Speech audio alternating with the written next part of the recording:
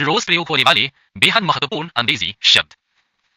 Upon, जिसका इस्तेमाल होता है के ऊपर के तौर पर, यानी कि वाक्य में, किसी भी हिंदी वाक्य में जब आप इस्तेमाल कर रहे हो के ऊपर, तो उसका जब इंग्लिश में आप कन्वर्जन करेंगे, यानी कि आप ट्रांसलेट करेंगे उसको अंग्रेजी में, तो आप इस्तेमाल करेंगे शब्द अपॉन का। लेकिन एक बात का ध्यान आप जरूर रखेंगे, अपॉन का इस्तेमाल आप उन वाक्यों के लिए करेंगे जब कोई चीज टच करे, साथ ही उसमें गति हो। मतलब ऐसा वाक्य जो कुछ ऐसा मैसेज दे रहा है कि कोई चीज टच कर रही है और उसमें गति भी है।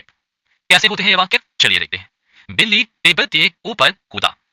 बिल्ली टेबल के ऊपर कूदा।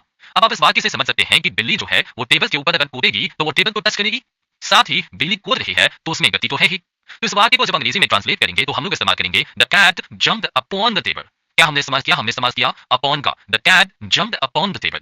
बिल्ली टेबल के ऊपर कूदी, the cat jumped upon the table. आई बात समझ में। एक तोता पेड़ पर बैठ गया, या एक तोता पेड़ के ऊपर बैठ गया, जो कह लीजिए आम भाषा में बोलचाल में हम लोग इसको इस तरीके से इस्तेमाल करते हैं। तो अब समझने वाली बात है कि तोता जब पेड़ के ऊपर बैठा तो तोते ने पेड़ को टच किया और उड़ के आकर बैठा तो तोते में गति तो थी ही, है ना। A parrot sat upon the tree. A parrot sat upon the tree, यहां पर भी हमने इस्तेमाल किया अपॉन का। अगला शब्द हमारे पास है बिटवीन। बिटवीन, जिसका इस्तेमाल आप कहते हैं बीच में, के बीच में।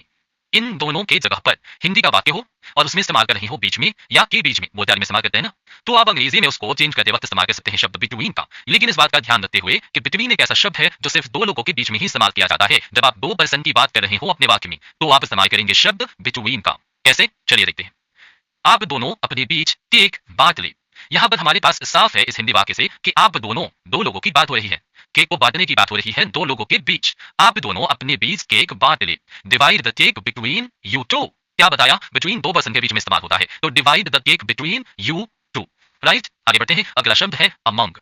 क्या है, अमंग। AMONG उच्चारण इसका होता है अमंग के तौर पर। इस्तेमाल ये होता है बीच में या के बीच में के रूप में। अब बिटवीन का इस्तेमाल भी ऐसे ही होता है, अमंग का इस्तेमाल भी बीच में या के बीच में के तौर पर होता है। तो दो शब्दों की जरूरत क्यों।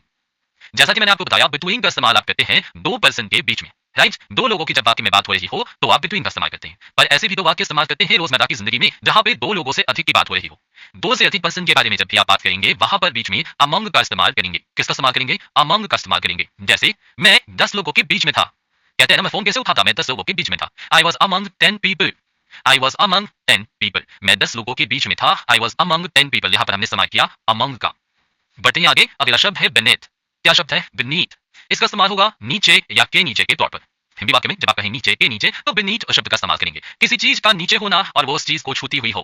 कोई चीज किसी चीज के नीचे हो और वो चीज दूसरी चीज को छूती हुई अगर हो, ऐसी किसी चीज के बारे में आप अपने वाक्य में अगर बात कर रहे हैं तो beneath शब्द का इस्तेमाल आप कर सकते हैं। जैसे चाबी मेरे तकिए के नीचे है। चाबी मेरे तकिए के नीचे है। आप समझिए, चाबी कहाँ है, तकिए के नीचे। तकिए के नीचे है चाबी और तकिए के नीचे है चाबी, तो वो दोनों एक दूसरे को, चाबी क्या है, तकिए को छू रही है ना। The keys are beneath my pillow। The keys are beneath my pillow। Pillow शब्द का अर्थ होता है तकिया, तकिया की अंग्रेजी होती है pillow. The keys are beneath my pillow। यहाँ पर हमने beneath शब्द का इस्तेमाल किया। अगला शब्द है through। THROUGH, जिसका इस्तेमाल होता है से या द्वारा के तौर पर, और इसका अर्थ होता है, मतलब वाक्य में जिसका अर्थ उभर करके आएगा वो होगा के माध्यम से। के माध्यम से, जैसे पानी पाइप से गुजर रहा है। अब पानी को गुजरने के लिए पाइप का माध्यम जरूरी है, नहीं तो पानी गुजर नहीं जाएगा, पानी एक जगह पर करके फैल जाएगा। राइट, तो पानी को एक डायरेक्शन देने के लिए, एक दिशा देने के लिए पाइप के माध्यम से गुजारते हैं हम लोग। तो water is passing through the pipe. Water is passing through pipe. पानी पाइप से गुजर रहा है, पानी पाइप के माध्यम से होकर गुजर रहा है। Water is passing through pipe. ऐसे इस्तेमाल करते हैं हम लोग शब्द थ्रू का। बढ़ते हैं आगे। अगला शब्द है अबव।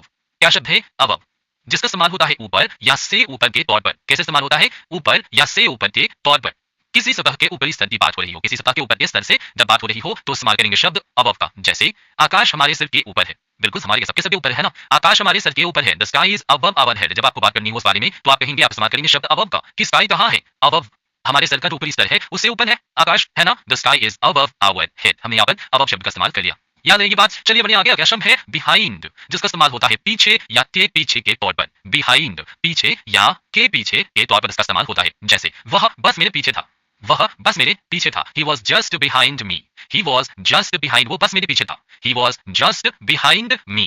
बढ़ते हैं आगे। अगला शब्द ड्यूरिंग, जिसका इस्तेमाल होता है के दौरान। कैसे इस्तेमाल होता है, के दौरान। ये समय को सूचित करने के लिए इस्तेमाल होता है। किसी समय को सूचित करने के लिए, ड्यूरेशन को, अवधि को सूचित करने के लिए इस्तेमाल होता है ड्यूरिंग, के दौरान। वह पढ़ाई के दौरान सो गया। He slept during the study। वह पढ़ाई के दौरान सो गया। He slept during the study, मतलब पढ़ने के दौरान ही सो गया। पढ़ाई उसने कंप्लीट नहीं की, शुरुआत की, कंप्लीट करने के पहले, अवधि की बात हो रही है तो कंप्लीट करने से पहले बीच में ही कहीं सो गया, तो पढ़ाई के दौरान सो गया। He slept during the study। याद रहेगी बात। चलिए बढ़िया आगे। एक्सेप्ट, के सिवा। एक्सेप्ट, के सिवा, के सिवाय या को छोड़कर। कोई चीज़ें को